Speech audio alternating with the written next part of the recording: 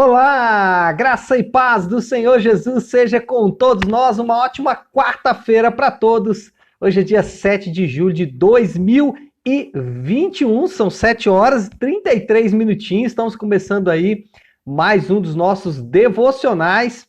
Hoje, 10º dia do nosso jejum e o tema hoje ele é instigante, né? Eu não sei se vou conseguir cumprir esse objetivo aqui, mas o nosso tema hoje é esperança verdadeira.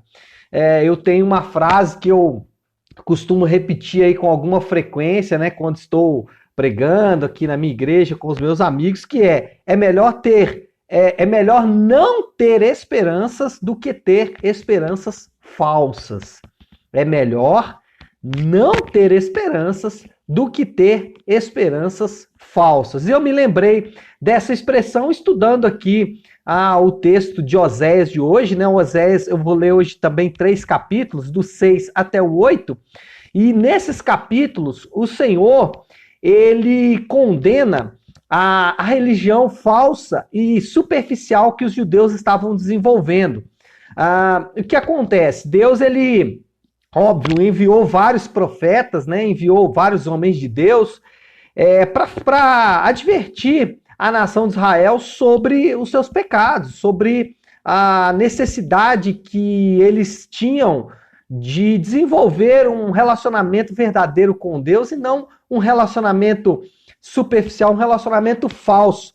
E na cabeça desses irmãos, uma expressão muito comum deles é o que está aqui no versículo 1 do capítulo 6. Venha, voltemos ao Senhor. Ele nos despedaçou, mas nos trará cura. Ele nos feriu, mas sarará as nossas feridas. É um texto bem usado aí, a gente ouve com muita frequência, mas essa era uma expressão de uma religião superficial. Eles estavam dizendo, não, há de ser nada não, há de ser nada não. Deus fez a ferida aí, mas tem cura de Deus vindo, tem cura de Deus vindo.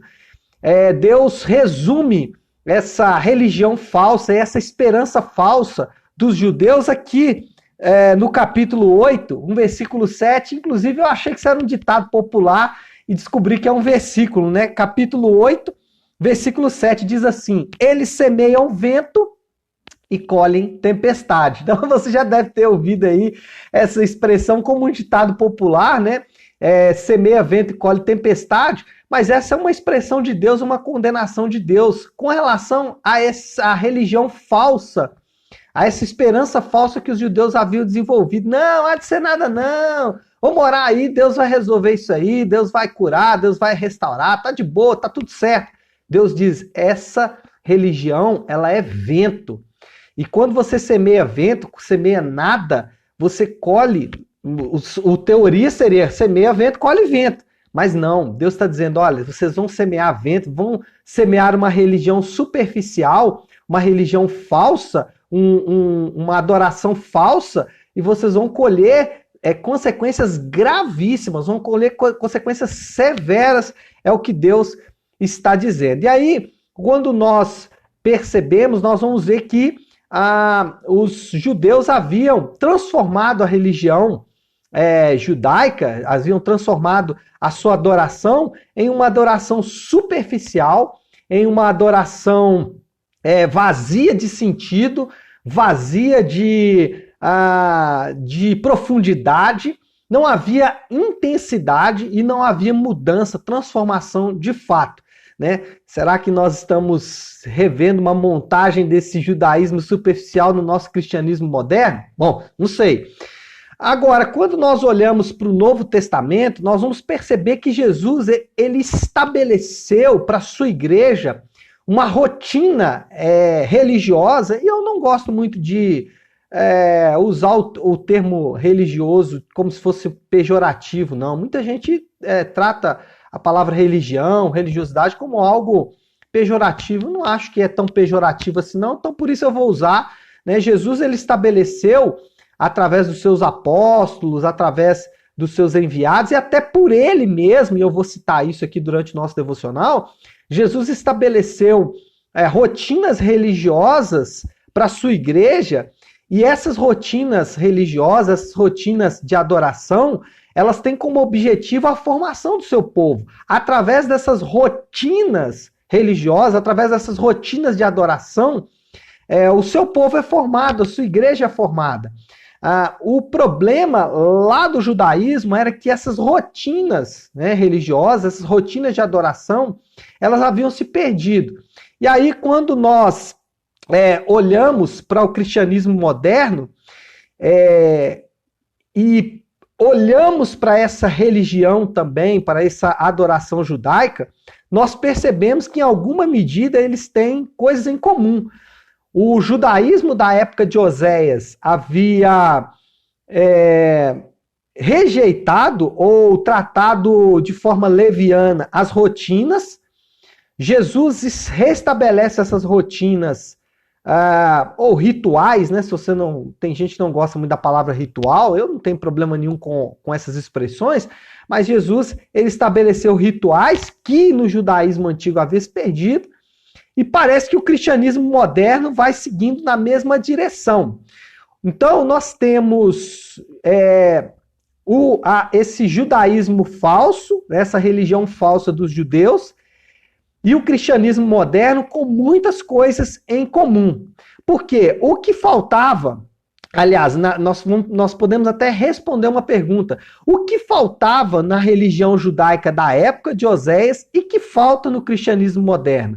O que faltava lá para aqueles irmãos que Deus chegou a dizer semeiam vento e colhem tempestades, que faltam para nós também? Será que existe alguma relação entre o que aqueles judeus deixaram de fazer lá na época de Oséias, que Jesus restaurou no Novo Testamento, mas que o cristianismo moderno também deixou de fazer? Bom, eu listei pelo menos 3 coisas, mas tem mais coisas, mas eu vou me ater a essas 3 coisas, porque eu acho que essas 3 já vai nos dar aqui uma ideia do quanto nós estamos baseando a nossa esperança em esperanças falsas. Primeira coisa que faltava na adoração na época de Oséias e que falta no cristianismo moderno: adoração coletiva no templo. Outra forma de dizer isso é participação no culto. O cristianismo moderno, ele acha que não precisa mais de igreja. Interessante que a adoração na época de Oséias também achava que não tinha mais necessidade da adoração coletiva. Eles, inclusive, não mais iam para Jerusalém, que era o local do templo. Eles achavam que Betel, Samaria, Gilgal, estava tudo certo, né?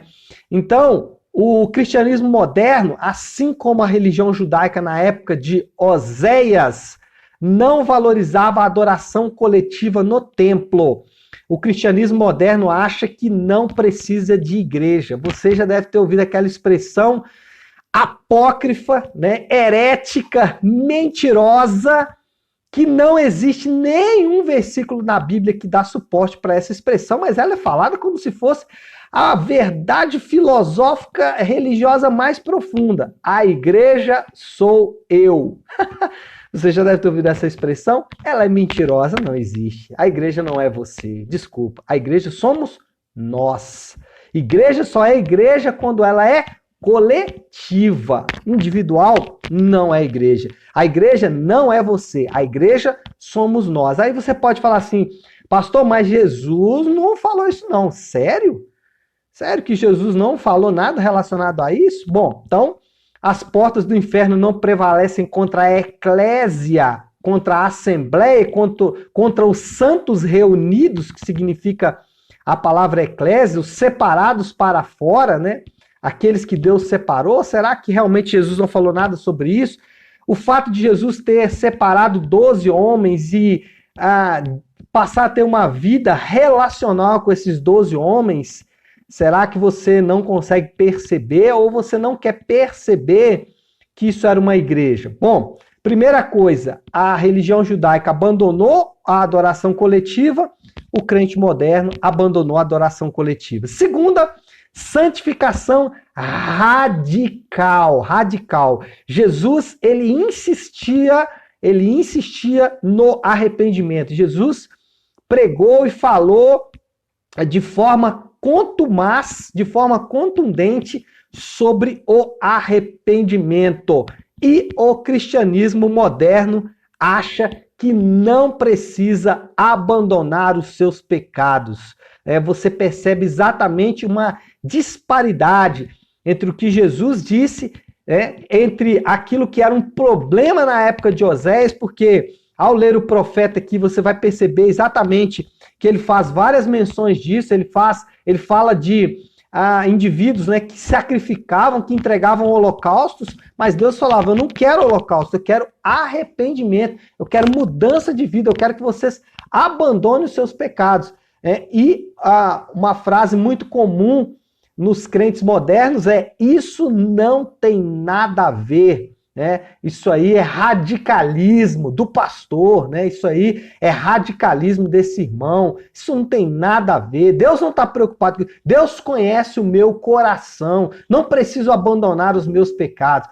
Você percebe que o cristianismo moderno é diferente do cristianismo de Jesus. O cristianismo de Jesus era um cristianismo que invocava, que desafiava os crentes ao arrependimento, a abandonar os seus pecados, que significa arrependimento, abandonar as práticas pecaminosas. E hoje, o cristianismo moderno, ele se alojou em uma graça barata, ele se apoiou em uma graça venal, em uma graça que, para parafrasear aqui o texto do profeta, não é vento, uma graça que é vento, uma graça vazia de sentido, de significado. E quem se apoia em uma graça vazia, colhe tempestades, né? Ou quem, como disse aqui o profeta Oséias, quem semeia vento, colhe tempestade. E por último, né? Então depois de falarmos aí da adoração coletiva que eles abandonaram, da santificação radical, o terceiro é o que o cristianismo moderno tem em comum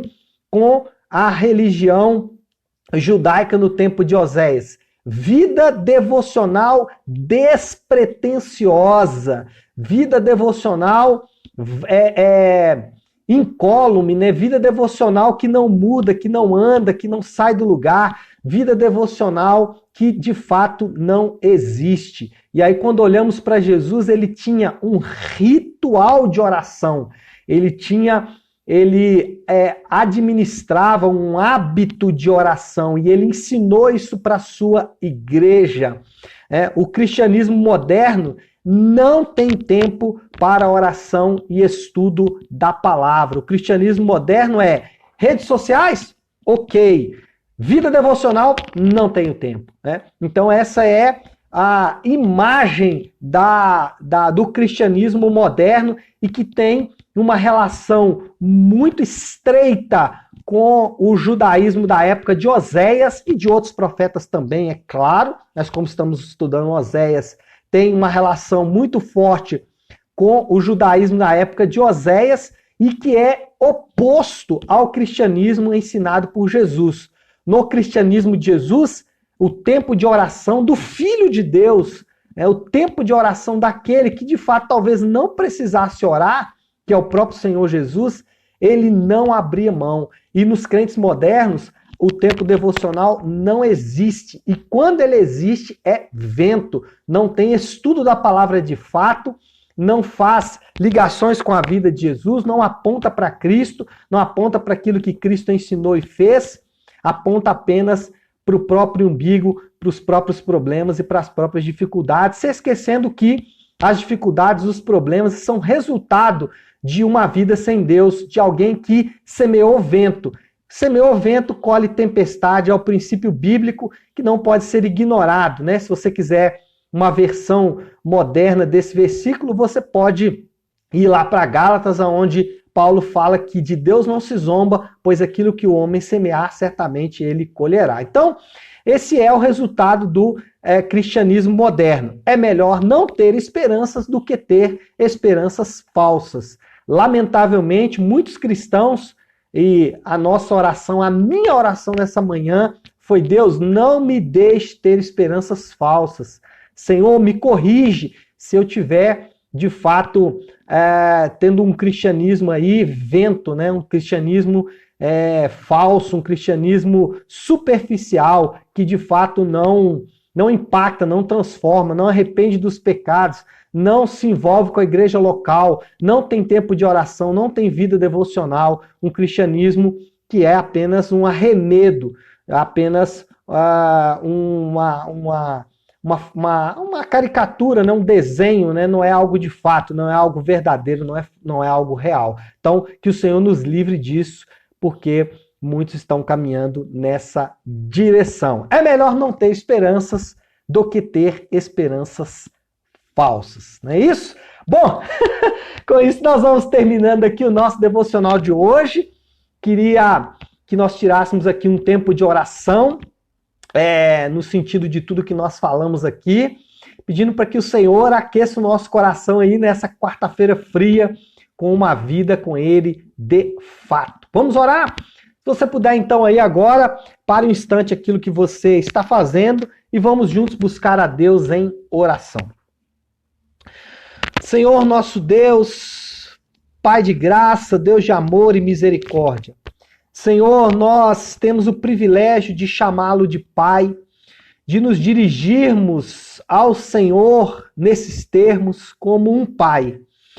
Senhor, quando falamos que o Senhor é o nosso Pai, nós inferimos aqui, Senhor Deus, várias coisas, mas dentro, Pai, daquilo que nós estudamos hoje, nós podemos dizer que o Senhor é o nosso Pai porque pertencemos à sua família, somos o teu povo, somos a tua igreja, o teu povo reunido, os teus filhos.